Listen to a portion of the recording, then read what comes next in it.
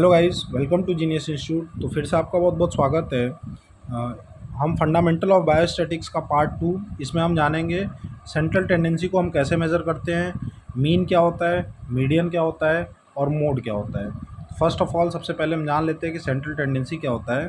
तो given data के centre part के बारे में जो हमें बताया, गिवन डाटा के सेंट्रल पार्ट के बारे में जो हमें बताया, वो हमारा क्या होता है, सेंट्रल टेंडेंसी होता है। कोई भी डिस्ट्रीब्यूशन है उसके सेंट्रल पार्ट के बारे में अगर हमें जानना है, या फिर लोकेशन ऑफ द सेंटर, उस सेंटर के लोकेशन के बारे में जानना है, तो जो हमें बताता है उसी को हम क्या बोलते हैं, सेंट्रल टेंडेंसी बोलते हैं।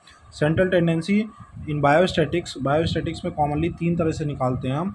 पहला है मीन, दूसरा है मीडियन, तीसरा है मोड। इस वीडियो में हम मीन के बारे में बात करेंगे, कैसे मीन को कैलकुलेट करते हैं, क्या फार्मूलाज हो सकते हैं, उसके सूटेबल एग्जांपल के साथ हम इन चीज़ों को समझेंगे। और साथ ही साथ मीन के मेरिट्स के बारे में, डीमेरिट्स के बारे में, और उसके क्या क्या यूजेस हो सकते हैं, इसके बारे में समझेंगे। और अपने हम नेक्स्ट वीडियो में मीडियन और मूड की बात करेंगे। तो आगे चलते हैं। सबसे पहले हम जानते हैं मीन क्या होता है, मीन और अर्थमेटिक मीन किसे कहते हैं।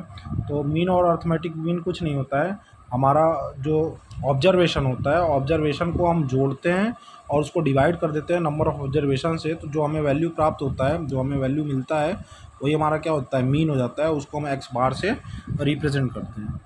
कभी कभी क्या होता है कि डाटा जो है हमारा फ्रीक्वेंसी के केस में दिया होता है, तो फ्रीक्वेंसी के केस में हम क्या करते हैं कि सम कर देते हैं प्रोडक्ट का, किस किस प्रोडक्ट का, तो फ्रीक्वेंसी का और उनके सामने जो भी वेरिएबल दिया हुआ है उनका सम अप कर देते हैं, और सम अप करके फिर उसके बाद सम ऑफ फ्रीक्वेंसी से हम उसको डिवाइड कर देते हैं। तो हमें एक्स बार जो मिलता है, मतलब जो वैल्यू मिलती है, वो हमारा क्या हो जाएगा, एक्स बार हो जाएगा। इन दोनों फार्मूला, ये फार्मूला पहला है, ये फार्मूला नंबर 2 है। इन दोनों फार्मूले के बेस पे हम जो है एक एक क्वेश्चन सॉल्व करेंगे, तो हम इन चीज़ों को और क्लियरली समझ पाएंगे। तो क्वेश्चन पहला देखते हैं, फार्मूला 1 पे। यहाँ पे 10 पेशेंट्स हैं, 10 पेशेंट का ब्लड सैंपल लिया गया है, जिसमें ट्राइग्लिसराइड की अलग अलग मात्रा यहाँ पे दी हुई है, और हमसे मीन पूछ रहा है, mean value of triglyceride X बार पूछ रहा है। तो एक्स बार यहाँ पे हम कैसे निकाल लेंगे, तो सबसे पहले देख लेते हैं कि 10 पेशेंट के बारे में दिया है, तो नंबर ऑफ़ ऑब्जर्वेशन हमारा हो जाएगा 10। तो जो भी हमारा गिवन सैंपल दिया हुआ है ट्राइग्लिसराइड के, इसको हम क्या कर लेंगे, ऐड कर लेंगे। देन उसके बाद हम इसको 10 से डिवाइड कर लेंगे, तो हमारा जो आंसर आएगा वो हमारा क्या हो जाएगा, एक्स बार हो जाएगा। और यहाँ पे एक्स बार आएगा कितना, 30। क्वेश्चन नंबर 2 देखते हैं, जो कि हमारे सेकंड फार्मूले के बेस पे होने वाला है। In the case of frequency distribution, frequency distribution के केस में देखते हैं। तो यहाँ पे दिया हुआ है कि कुछ 50 स्टूडेंट हैं बीएससी बॉटनी के सेमेस्टर एग्जामिनेशन के, जिनको अलग अलग मार्क्स मिला है। मतलब 3 स्टूडेंट ऐसे हैं जिनको 12 मार्क्स मिला है, 10 स्टूडेंट ऐसे हैं जिनको 23 मार्क्स मिला है, 12 स्टूडेंट ऐसे हैं जिनको 25 मार्क्स मिला है, 10 स्टूडेंट ऐसे हैं जिनको 35 मार्क्स मिला है, 2 स्टूडेंट ऐसे हैं जिनको 45 मिला है, 8 ऐसे हैं जिनको 15 मिला है, 5 ऐसे हैं जिनको 40 मिला है। इस केस में हमें क्या बताना है, एक्स बार बताना है, मतलब मीन वैल्यू बताना है। तो देखते हैं हम गाइस कैसे सॉल्व कर सकते हैं इसको। तो सबसे पहले हम क्या करेंगे, एक टेबल क्रिएट करेंगे। उसमें हमारा गिवन मार्क्स है, जिसको हम एक्स से रिप्रेजेंट करेंगे। गिवन मार्क्स को हम एक्स से रिप्रेजेंट करेंगे।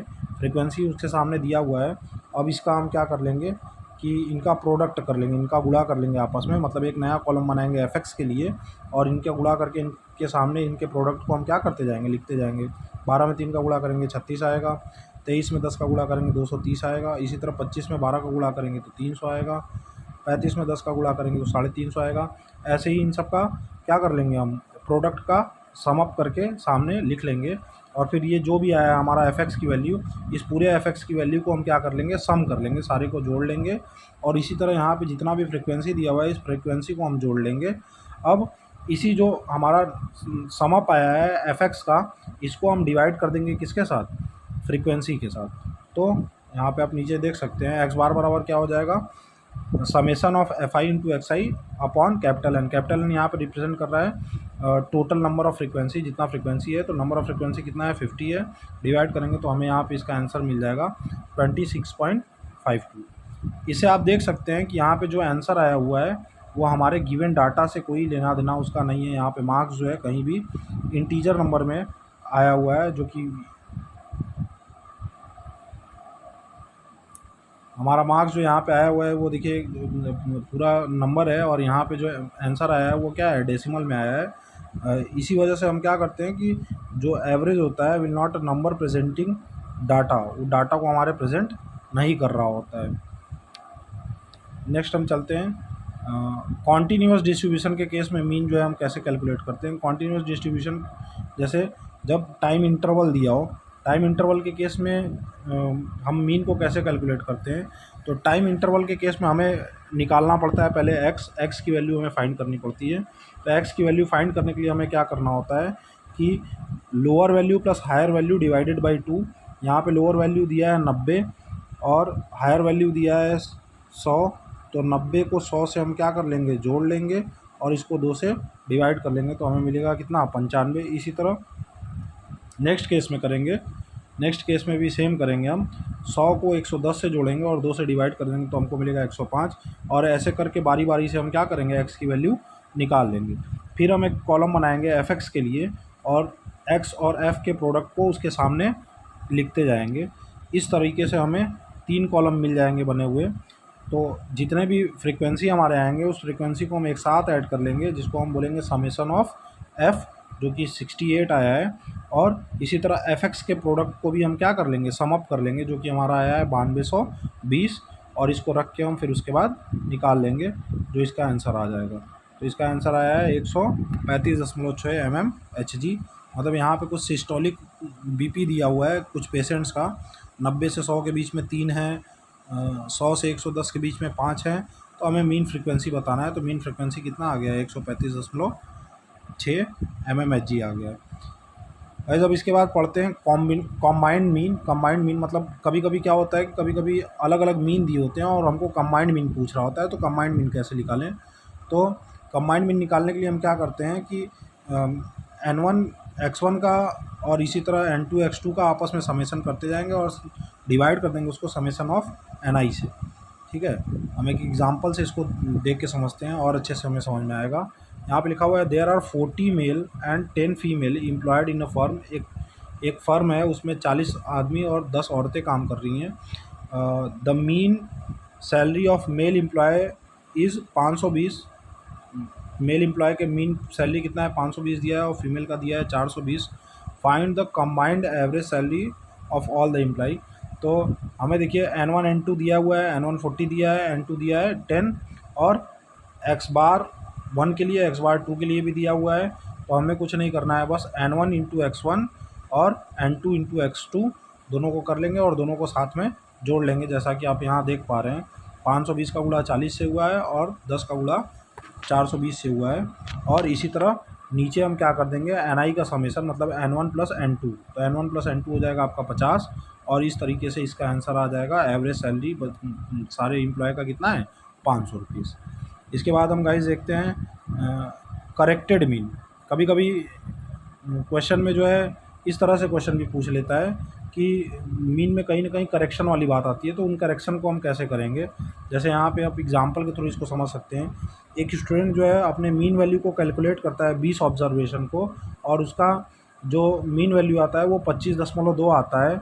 और बाद में वो यह पाता है कि उसमें उसने ऑब्जर्वेशन जो है एक गड़बड़ कर दिया है, मिस रीड कर दिया है, मतलब 34 उसने रीड कर लिया है, लेकिन होना क्या चाहिए, 43 होना चाहिए। तो हमसे पूछ रहा है कि करेक्ट मीन उसका बताओ। तो करेक्ट मीन कैसे निकालेंगे, तो हमने गाइस पहले ही फार्मूला एक पढ़ा हुआ था। एक्स बार बराबर क्या होता है, summation of X upon N. तो यहाँ से देखिए हम एक नया फार्मूला बना सकते हैं। समेसन ऑफ एक्स बराबर क्या हो सकता है, एन इंटू एक्स बार। तो एन हमें दिया हुआ है नंबर ऑफ़ ऑब्जर्वेशन 20 और एक्स बार भी हमें दिया है 25.2। इससे हमें पता चल जाएगा summation of x. Summation of x हमें मिल गया। तो अब हम यहाँ पे क्या करेंगे, समेसन ऑफ एक्स जो आया है उसमें हम क्या करेंगे कि उसको हम घटा देंगे जो उसने इंटरप्रेट किया। तो समेसन ऑफ एक्स आया है 504। 504 में हम 34 को क्या करेंगे, माइनस कर देंगे और 43 जो ओरिजिनल जिसने उसको रिप्लेस कर दिया है गलती से उसको हम क्या कर देंगे, जोड़ देंगे। इससे जो हमारा actual x summation of x था वो आ गया। अब इस एक्चुअल समेसन ऑफ एक्स को हम क्या कर देंगे, नंबर ऑफ़ ऑब्जर्वेशन से डिवाइड कर देंगे तो हमें सही करेक्ट मीन जो है वो मिल जाएगा। तो ऐसे क्वेश्चन भी कभी कभी मीन से आपके बन जाते हैं। अब इसके बाद हम जानेंगे मीन के डीमेरिट्स, मेरिट्स और यूजेस के बारे में। तो सबसे पहले हम जान लेते हैं मेरिट ऑफ मीन। मीन का मेरिट क्या क्या होता है। तो सबसे पहला मेरिट होता है कि मीन इज़ रिजिडली डिफाइंड, इनको रिजिडली हम डिफाइन कर सकते हैं। It can be calculated easily by non mathematical person also, कोई ऐसा पर्सन है जो कि नॉन मैथमेटिकल बैकग्राउंड से है वो भी इसको ईजिली कैलकुलेट कर सकता है। It is based upon all the observation, ठीक है, मतलब डाटा में अगर कोई भी एक डाटा एब्सेंट रहेगा तो हम उसके मीन को सही तरीके से इंटरप्रेट नहीं कर पाएंगे, मतलब हमें पूरे डाटा की ज़रूरत पड़ती है। Among all the average it is affected least by functions of sampling, मतलब फंक्शंस ऑफ सैम्पलिंग से ये क्या होता है, इफेक्ट होता है। It is the best measure to compare two और मोर सीरीज़, दो या दो से ज़्यादा सीरीज़ को कंपेयर करने के लिए सबसे बढ़िया माना जाता है हमारे मीन को। It is easily to understandable, मतलब ये बहुत आसानी से समझ में आने वाला चीज़ है। It is most widely used method of central tendency, सबसे ज़्यादा सेंट्रल टेंडेंसी में हम मीन को ही यूज़ करते हैं। अब इनके डीमेरिट्स की बात कर लेते हैं, केवल मेरिट्स ही नहीं, इनके कुछ डीमेरिट्स भी हैं। इनके डीमेरिट्स की हम बात करते हैं तो सबसे पहला डीमेरिट है कि मीन जो होता है it is affected much by extreme values, बहुत ज़्यादा इसमें अलग अलग तरह के वैल्यूज़ होते हैं जिसकी वजह से इनका अफेक्शन बहुत ज़्यादा होता है। It can be calculated in case of open and class, मतलब इनको ओपन इन क्लास के कम जब डाटा मिलेगा तो उस केस में हम इनको कैलकुलेट नहीं कर सकते हैं।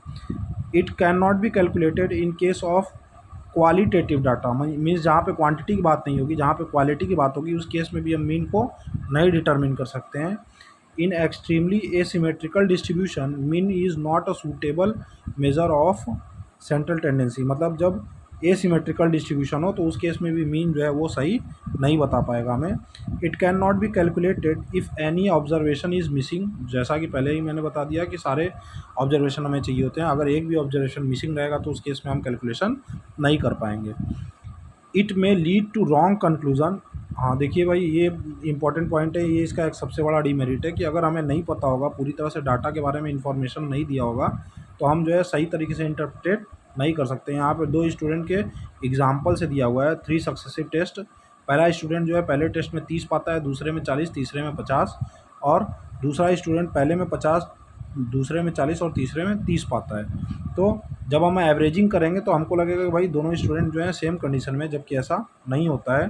Both the students are not in same level while first one is improving, जो पहला वाला है वो क्या कर रहा है, इम्प्रूव कर रहा है, पहले में 30 पाया, फिर 40 पाया, फिर 50 पाया, जबकि दूसरा वाला जो है वो क्या कर रहा है, डिटेरियोरेट कर रहा है, पहले में 50 पाया था, फिर 40 पाया और 30 पाया।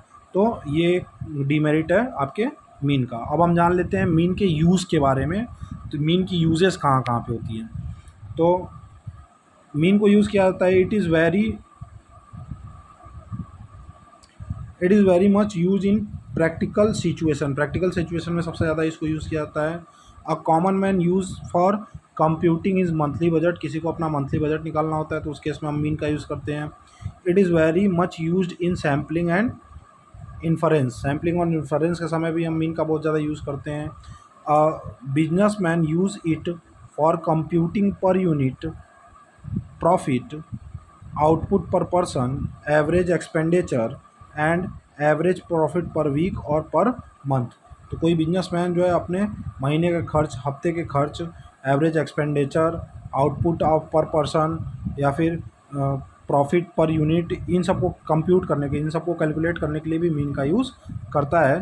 तो आई होप कि आपको मीन जो है अच्छे से समझ में आ गया होगा। तो इसी के साथ इस वीडियो को एंड करते हैं। अपने नेक्स्ट वीडियो में हम जानेंगे मीडियन के बारे में और उसके बाद मूड के बारे में। तो अगर आपको ये वीडियो पसंद आया हो तो इस वीडियो को लाइक करें, चैनल को सब्सक्राइब करें और ज़्यादा से ज़्यादा दोस्तों के साथ इस वीडियो को शेयर करें। Thank you so much.